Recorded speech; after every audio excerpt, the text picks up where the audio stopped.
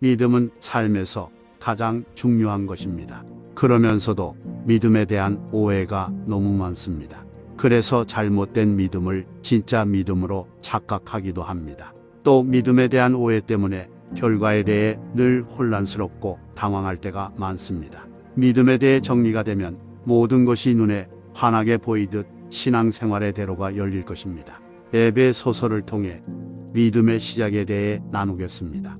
너희는 그 은혜에 의하여 믿음으로 말미암아 구원을 받았으니 이것은 너희에게서 난 것이 아니요 하나님의 선물이라. 행위에서 난 것이 아니니 이는 누구든지 자랑하지 못하게 함이라.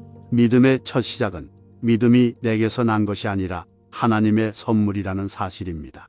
믿음은 내가 노력해서 얻어지지 않습니다. 우리가 가지고 있는 믿음에 대한 갈등은 바로 내가 믿음을 만드는 것이고 내 노력으로 생긴다는 착각에서 시작됩니다. 나도 모르게 자꾸 하나님의 은혜를 의지하기보다 내 인간적인 방법, 인간적인 노력, 인간적인 생각을 너무 앞세우다 보니까 이상한 믿음으로 가버리는 것입니다. 그것이 믿음인 줄 알고 붙잡았는데 나중에 보니까 아무것도 아닌 것입니다. 믿음에 대한 첫 번째 메시지는 그것이 하나님의 선물이라는 것입니다. 믿음은 하나님의 선물이요 은혜입니다. 우리가 하나님의 은혜를 사모하고 바라볼 때 믿음이 생기는 것이지 어떤 행위를 하면서 애쓴다고 믿음이 생기는 것은 아닙니다. 어떤 사람은 믿음이 안 생긴다고 새벽 기도를 하고 철야 기도를 하고 금식 기도를 합니다. 자신 안에 믿음이 약하다고 바알 선지자들처럼 자기 몸을 혹사시킵니다. 마치 고행의 길을 걸으며 돌을 닦듯이 말입니다. 그런데 이런 노력들은 오히려 진정한 믿음으로부터 멀어지게 만듭니다. 믿음의 실체와는 아무 상관없는 이런 행동들은 자기 고집이요 자기만의 신념일 수 있습니다. 믿음에 대한 두 번째 메시지는 믿음은 무엇을 하는 것일까입니다. 즉, 우리에게 믿음의 본질에 대해 가르쳐 줍니다.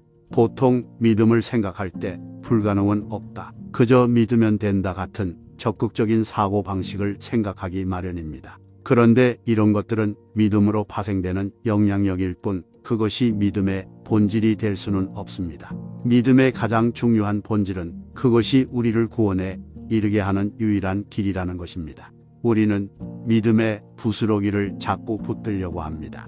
하나님께 집중해야 하는데 하나님이 주시는 은혜와 복에 집중합니다. 이것은 하나님은 제쳐놓고 복만 달라고 하는 격입니다. 사도 바울은 로마서 1장에서 다음과 같은 말을 남겼습니다. 복음에는 하나님의 의가 나타나서 믿음으로 믿음에 이르게 하나니 기록된 바 오직 의인은 믿음으로 말미암아 살리라 함과 같으니라. 하나님이 우리에게 믿음을 주십니다. 그 다음에 믿음은 어떻게 생길까요? 그 믿음이 또 믿음을 만듭니다. 내가 믿음을 만들거나 내 행위와 노력으로 믿음을 더 키우는 것이 아니라 믿음 자체가 믿음을 계속 낳는 것입니다. 이것이 믿음의 원리입니다. 믿음이 믿음을 낳습니다. 의인은 믿음으로 사는 사람입니다. 그러므로 구원은 행위에 있지 않습니다. 이것은 영적으로 속기 쉬운 개념입니다. 베드로도 헛갈려했습니다. 바울과 베드로가 계속 싸운 것이 바로 이것이었습니다. 즉, 우리가 예수님을 믿게 된 것이 자기 의로움 때문이라는 생각으로 돌아간다는 말입니다. 순간순간 우리 안에 율법주의가 있습니다. 내가 행함으로 구원을 얻는다는 것입니다. 기도를 함으로 구원받는 것처럼 착각합니다. 전도함으로 하나님 앞에 상급을 받는다고 착각합니다. 봉사활동을 하면 하나님이 나를 좋아하실 것이라는 착각을 합니다. 물론 기도도 전도도 봉사활동도 좋습니다.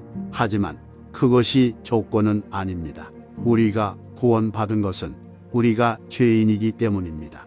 하나님의 은혜에 전적으로 의지할 때 순결한 믿음이 생깁니다. 그러한 믿음을 지켜 내기는 쉽지 않습니다.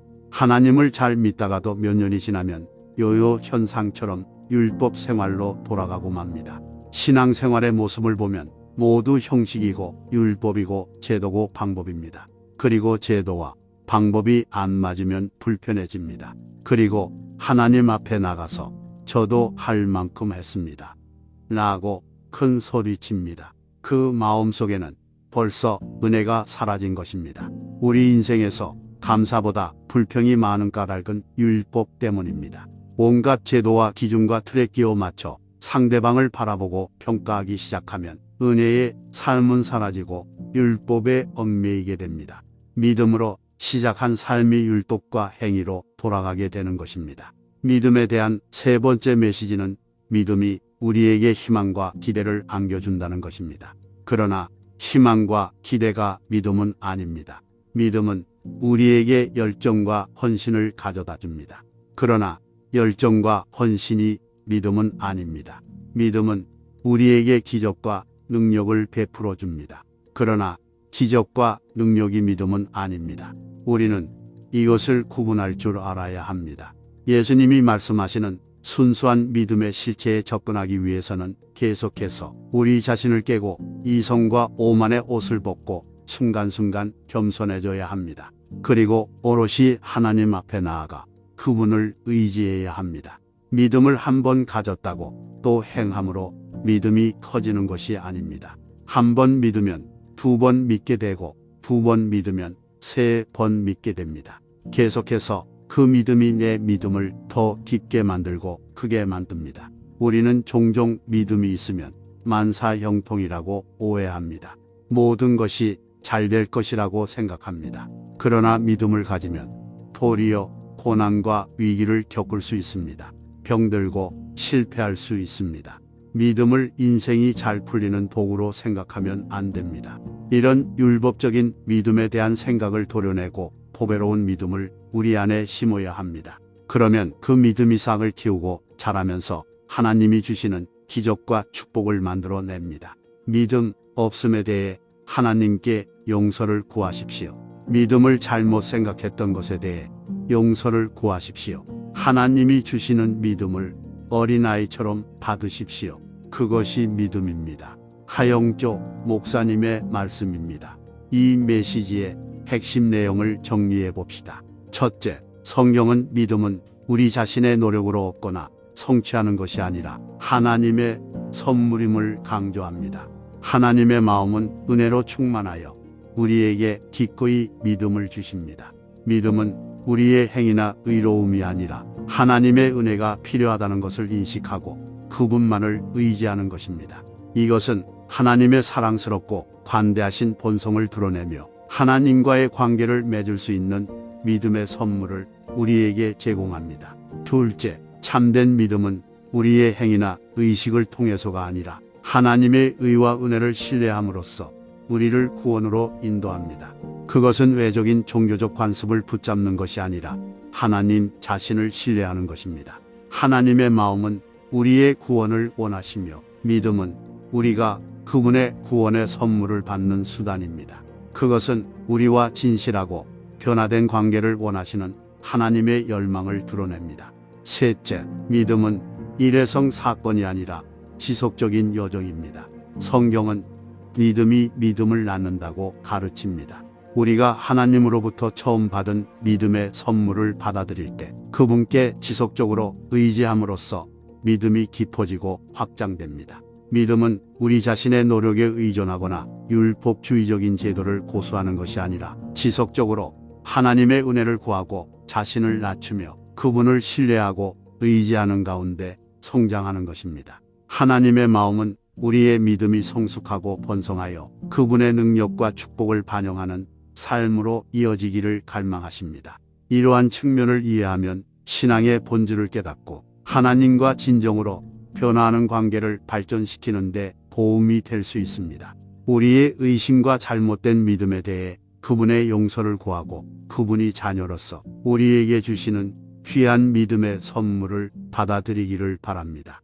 이제 이 메시지를 기억하며 함께 기도의 자리로 나아갑시다. 사랑이 많으신 하나님 아버지, 우리는 헤아릴 수 없는 당신의 은혜의 깊이와 우리에게 부어주신 무한한 사랑을 인식하며 겸손히 당신의 보좌 앞에 나옵니다. 우리는 성경을 통해 우리에게 주신 지혜와 통찰력에 감사드리며 당신의 마음을 드러내시고 신앙에 대해 가르쳐 주심에 감사드립니다.